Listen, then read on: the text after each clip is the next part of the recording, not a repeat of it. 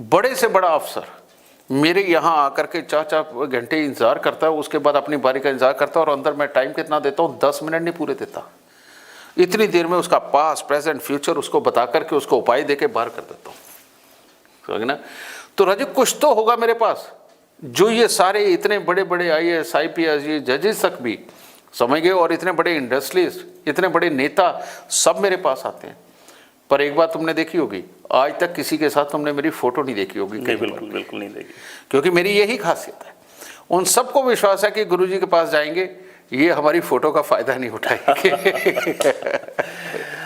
अब भारत को विश्व गुरु बनने से कोई नहीं रोक सकता।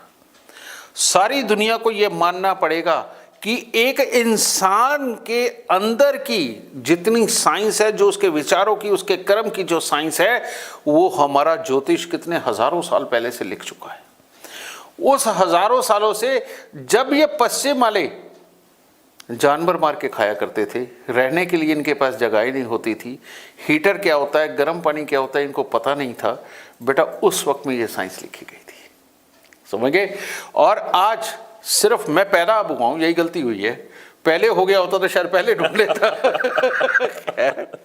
तो ये अब परमात्मा की दया से ये मैंने ढूंढ के इसको कंप्यूटर के अंदर जो पिरोया हमने, ये लेटेस्ट टूलों ने मेरी बहुत मदद करी है, और उससे ये जो संभव हुआ है, तुम सोच के देखो, अगर ये साइंस ना होती तो क्या पिरोई जा सकती थी। बिल्कुल, क्योंकि इसी के नाते वो लोग, जो लोग किसी काम के अंदर नहीं चल पाए, जो लोग जिंदगी में कुछ कर नहीं पाए, बेटा वो ज्योतिषी बन गए, वो तांत्रिक बन गए, वो लोगों को उम्मीद देने लगे, भोले भाले लोग उनके पास जाने लगे, उनके काम नहीं हुए तो भरोसे उठ गए।